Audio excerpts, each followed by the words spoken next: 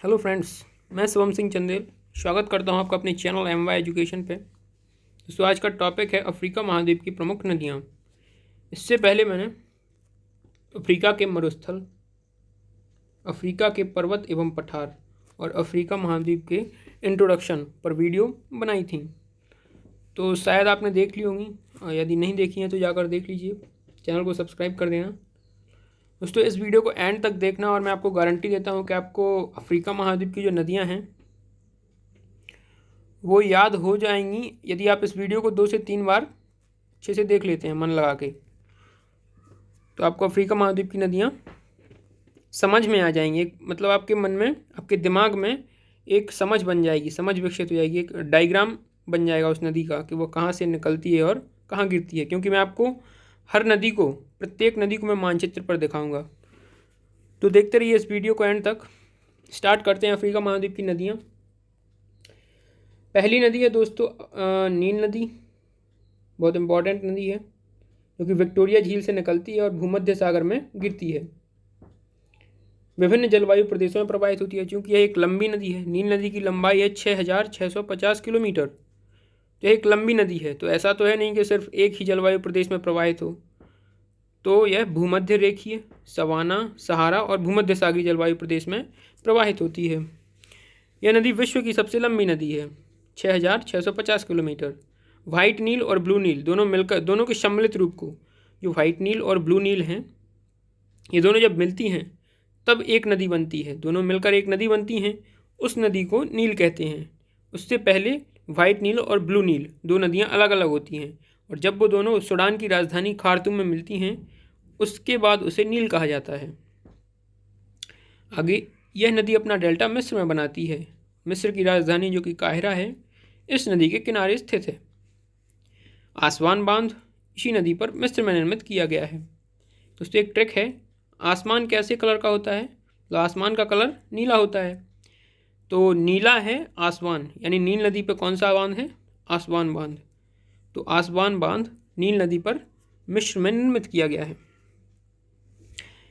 दोस्तों, नील नदी को आसवान बांध को ही नासिर झील के नाम से भी जाना जाता है। अब झील इसलिए कहा जाता है क्योंकि बांध एक प्रकार से एक कृत्रिम झील ही होती है, तो आसवान बांध को नासिर झील के नाम से भी जाना जाता है। अब देखते हैं दोस्तों, नील नदी को मानचित्र पर देखते हैं। तो दोस्तों, यह है विक्टोरिया झील। यह है विक्टोरिया झील। केन्या, युगांडा और तंजानिया तीनों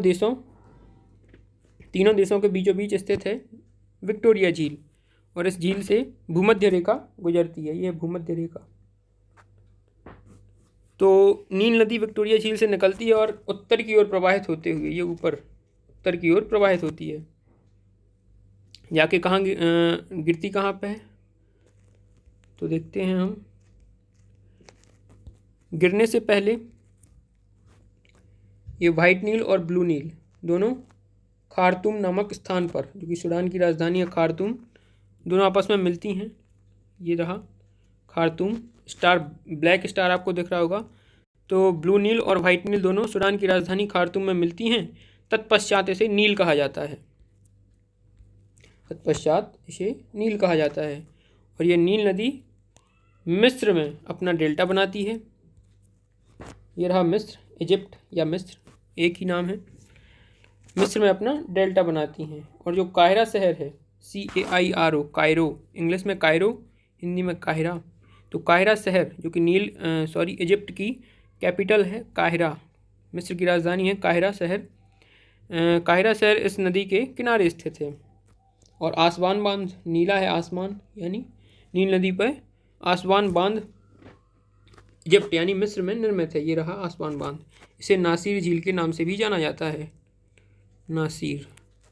दोस्तों, नील नदी की लंबाई कितनी मैंने बताई थी? 6,650 किलोमीटर, 6,650, 6650 किलोमीटर। नील नदी विभिन्न जलवायु प्रदेशों से प्रवाहित होती है। इसको समझ लेते हैं। विभिन्न जलवायु प्रदेशों से होकर प्रवाहित होती है। तो चूंकि यह भूमध्य रेखा है, निकलती कहाँ से है? विक्टोरिया झील से, और विक्टोरिया झील भी भूमध्य रेखा पर स्थित है। तो पहले तो ये हो गया भूमध्य रेखीय जलवायु प्रदेश, फिर ऊपर सवाना जलवायु प्रदेश आता है, ये सवाना। फिर हमें पता है कि इस क्षेत्र में मरुस्थल है कौन सा, सहारा मरुस्थल, पिछले वीडियो में मैंने बताया आपको। तो फिर आ गया अपना सहारा जलवायु प्रदेश, और उसके पश्चात गिरती कहाँ पे है, भूमध्य सागर में। तो यहाँ पे कौन सा है, भूमध्य सागरीय जलवायु प्रदेश। इस तरह यह चारों जलवायु प्रदेशों से होकर गुजरती है, भूमध्य रेखीय, सवाना, सहारा और भूमध्य सागरीय जलवायु प्रदेश। चलिए नेक्स्ट नदी देखते हैं। नेक्स्ट है दोस्तों कांगो या जायरे नदी। यह नदी कांगो गणराज्य या जायरे देश से उद्गमित होकर, यानी कांगो गणराज्य या जायरे दोनों एक ही नाम है, देश में प्रवाहित होती है और दक्षिणी अटलांटिक सागर में गिरती है। भूमध्य रेखा को 2 बार काटती है। उष्णकटिबंधीय सदाबहार वन पाए जाते हैं इस नदी के आसपास के क्षेत्र में। पिग्मी जनजाति इस क्षेत्र में निवास करती है। इस नदी पर स्टेनली जलप्रपात कांगो गणराज्य या जायरे देश में निर्मित है। स्टेनली जलप्रपात, पिग्मी जनजाति, उष्णकटिबंधीय सदाबहार वन पाए जाते हैं। भूमध्य रेखा को 2 बार काटती है और दक्षिण अटलांटिक महासागर में गिरती है। चलिए इसको मैप पे देख लेते हैं दोस्तों। ये रही कांगो रिवर, जायरे देश में, कांगो गणराज्य या जायरे। तो कांगो नदी ये निकली और यहाँ साउथ अटलांटिक ओशियन, ये साउथ अटलांटिक ओशियन है, तो दक्षिणी अटलांटिक महासागर में गिरती है। इस नदी के आसपास के क्षेत्र में उष्णकटिबंधीय सदाबहार यानी ट्रॉपिकल एवरग्रीन फॉरेस्ट, उष्णकटिबंधीय सदाबहार वन पाए जाते हैं। और इन वनों में कौन सी जनजाति निवास करती है, उष्णकटिबंधीय सदाबहार वनों में पिग्मी जनजाति निवास करती है। तो कांगो नदी की घाटी में पिग्मी जनजाति निवास करती है। और हमने क्या देखा था, और हमने यह नदी भूमध्य रेखा को 2 बार काटती है। ये देखिए, एक बार यहाँ पे काट दिया और एक बार यहाँ पे। तो ये भूमध्य रेखा है और ये नदी इस तरीके से प्रवाहित होती है। तो भूमध्य रेखा को 2 बार काटती है। कांगो नदी भूमध्य रेखा को 2 बार काटती है। और इस नदी पर कौन सा बांध पड़ा था हमने, तो स्टेनली बांध, स्टेनली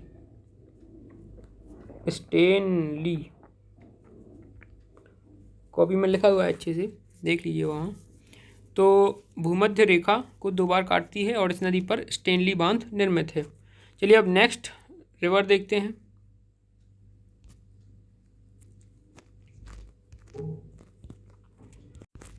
नेक्स्ट है दोस्तों नाइजर नदी। यह नदी लोमा पर्वत गिनी में है। पिछले वीडियो में मैंने बताया है अफ्रीका महाद्वीप के प्रमुख पर्वत एवं पठारों की जो वीडियो है उसमें मैंने सभी पठारों की चर्चा की है, तो जाकर उस वीडियो को देख लीजिए। तो नाइजर नदी जो है लोमा पर्वत गिनी से निकलकर गिनी की खाड़ी में गिरती है। यह अपना डेल्टा नाइजीरिया में बनाती है। नाइजर नदी नाइजीरिया में अपना डेल्टा बनाती है और इस नदी घाटी में पेट्रोलियम का उत्पादन होता है, साथ ही नारियल के पेड़ों की प्रधानता है और इसी आधार पर इसे तेल नदी कहा जाता है। इसी नदी पर जेब्बा बांध निर्मित है। इसे मानचित्र पर देख लेते हैं। तो ये रहा दोस्तों गिनी एक देश है और गिनी में ही लोमा पर्वत है। तो लोमा पर्वत से नाइजर नदी निकलती है और इस तरीके से प्रवाहित होते हुए नाइजर में अपना डेल्टा बनाती है। गिरती कहाँ पे है, गल्फ ऑफ गिनी की खाड़ी में गिरती है। इस नदी के आसपास के क्षेत्र में पेट्रोलियम का उत्पादन होता है और नारियल के पेड़ों की प्रधानता है। इसी आधार पर नाइजर नदी को तेल नदी भी कहा जाता है। इस नदी पर कौन सा बांध है, तो इस नदी पर है जेब्बा। नाइजर नदी पर जेब्बा बांध निर्मित है। चलिए नेक्स्ट नदी को देखते हैं। नेक्स्ट है दोस्तों जाम्बेजी रिवर। तो जाम्बेजी नदी कटंगा या कतांगा के पठार से निकलकर मोजाम्बिक चैनल में गिरती है।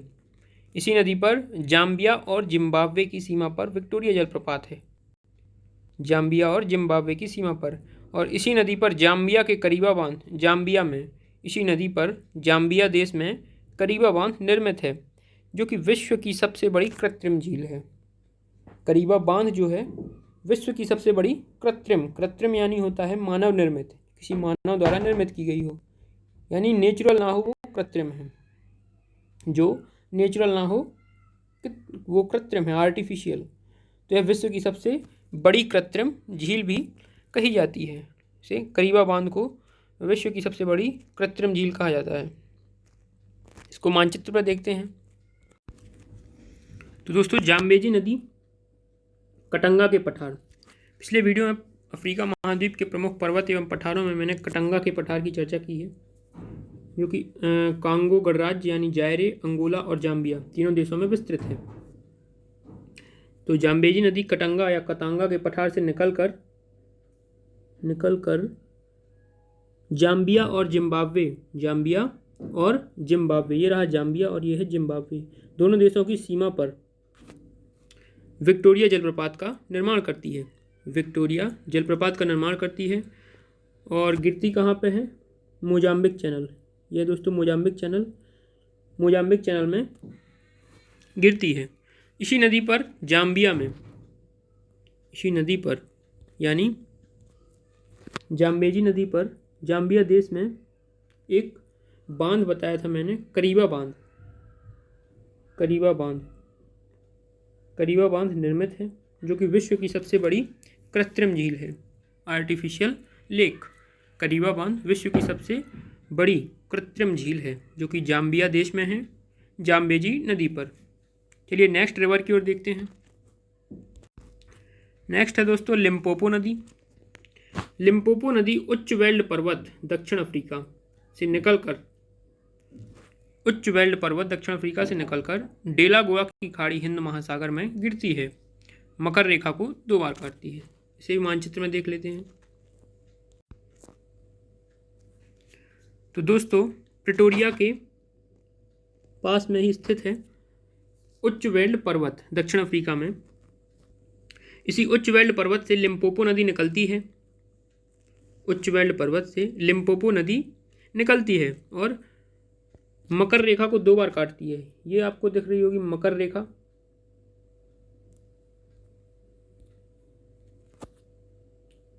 यह है मकर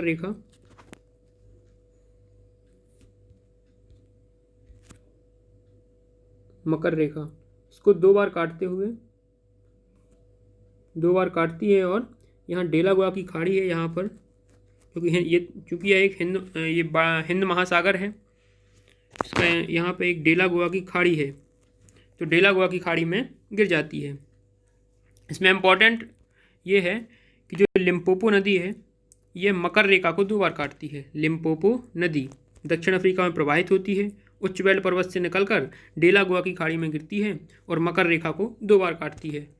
नेक्स्ट रिवर को देखते हैं। नेक्स्ट है दोस्तों ऑरेंज रिवर। ऑरेंज नदी दक्षिण अफ्रीका में प्रवाहित होकर, यह भी दक्षिण अफ्रीका में ही प्रवाहित होती है और अटलांटिक महासागर में गिरती है। आग्रबीज जलप्रपात इसी नदी पर है और वॉल नदी इसकी सहायक है। इसे भी मानचित्र पर देख लेते हैं। तो दोस्तों, ये रही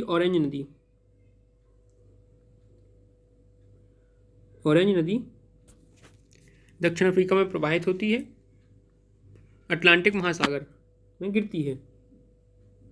इस तरफ है अटलांटिक महासागर, तो अटलांटिक महासागर में गिरती है। और हमने क्या पढ़ा था? आग्रबीज जलप्रपात भी इसी नदी पर है। स्वाभाविक सी बात है, दक्षिण अफ्रीका में ही होगा। आग्रबीज जलप्रपात ऑरेंज नदी पर दक्षिण अफ्रीका में है। और ऑरेंज की सहायक नदी कौन सी है? तो वाल रिवर, VAAL, वाल नदी ऑरेंज की सहायक है। तो ऑरेंज नदी दक्षिण अफ्रीका में प्रवाहित होती है, अटलांटिक महासागर में गिरती है। आग्रबीज जलप्रपात ऑरेंज नदी पर है, वाल नदी इसकी सहायक है। तो नेक्स्ट नदी की ओर चलते हैं। आकाशाम्बो बांध वोल्टा नदी पर घाना में है। ये बेसिकली कुछ इंपॉर्टेंट पॉइंट्स हैं जिन्हें हमें याद रखना होगा। आकाशाम्बो बांध वोल्टा नदी पर घाना में है। आकाशाम्बो बांध वोल्टा नदी पर घाना में है। इसको मानचित्र पर देखते हैं हम आकाशाम्बो बांध को। दोस्तों, ये रहा घाना देश, लेकिन इसमें वोल्टा नदी की जानकारी नहीं दी गई है, हम इसको वैसे ही समझ लेते हैं। घाना देश में वोल्टा नदी प्रवाहित होती है, VOLTA, वोल्टा। घाना देश में वोल्टा नदी प्रवाहित होती है और इस पर कौन सा बांध निर्मित है? तो वोल्टा नदी पर है आकासाम्बो बांध। आकासाम्बो, कॉपी में मैंने लिखा हुआ है अच्छे से, उसको देख लीजिएगा। आकासाम्बो बांध, वोल्टा नदी पर आकासाम्बो बांध निर्मित है, जो कि घाना देश में है। चलिए नेक्स्ट दोस्तों, नेक्स्ट पॉइंट है अवाकांगो। अवाकांगो, अवाकांगो नदी का डेल्टा विश्व का सबसे बड़ा अंतःस्थलीय डेल्टा है, जिसे कालाहारी मरुस्थल की जीवन रेखा भी कहा जाता है। इसे मैप पे देखते हैं दोस्तों। तो दोस्तों आवाकांगो नदी, आवाकांगो नदी, आवाकांगो नदी का डेल्टा विश्व का सबसे बड़ा अंतःस्थलीय, अंतःस्थलीय मतलब जो कि दोस्तों यहाँ पे एक कालाहारी मरुस्थल है। कालाहारी मरुस्थल बोत्सवाना, मुख्यतः बोत्सवाना में है, कुछ विस्तार दक्षिण अफ्रीका में भी है। तो कालाहारी मरुस्थल है, इसमें एक नदी प्रवाहित होती है आवाकांगो नदी, जो कि मरुस्थल में आप जानते हैं रेत ही रेत पाई जाती है। तो यह नदी जो है कालाहारी मरुस्थल में यानी कि सूख जाती है, कालाहारी मरुस्थल में सूख जाती है और एक स्वाम्प यानी होता है दलदल, एक स्वाम्प का निर्माण करती है, दलदली क्षेत्र का निर्माण करती है। तो आवाकांगो नदी इस तरीके से मतलब कालाहारी मरुस्थल में ही सूख जाती है, किसी समुद्र में ना मिलकर वह कालाहारी मरुस्थल में ही अपना सारा पानी गिरा देती है, यानी एक दलदली क्षेत्र का निर्माण करती है। क्योंकि वो क्या होता है, वो मरुस्थल में चूँकि रेत ही रेत पाई जाती है, तो रेत और गर्मी भी बहुत होती है, तो रेत प्यासी होती है पानी के लिए, तो इस नदी को अपने अंदर समाहित कर लेती है। तो जो आवाकांगो नदी है, कालाहारी मरुस्थल की जीवन रेखा भी कहा जाता है इस नदी को, और इस नदी कालाहारी मरुस्थल में समा जाती है। इस तरीके से आवाकांगो नदी अपना डेल्टा मतलब एक ज़मीन में ही बना लेती है कि समुद्र में ना गिरकर यह कालाहारी मरुस्थल में समा जाती है। इस तरह आवाकांगो नदी का डेल्टा विश्व का सबसे बड़ा अंतःस्थलीय डेल्टा है। तो ये थी दोस्तों आज की वीडियो, आशा करता हूँ आपको पसंद आई होगी। इस वीडियो को ज़्यादा से ज़्यादा शेयर कीजिए अपने दोस्तों को, और मेरे चैनल को सब्सक्राइब करना मत भूलिए। ऐसी वीडियो मैं आपके लिए अच्छी लाता रहूँगा।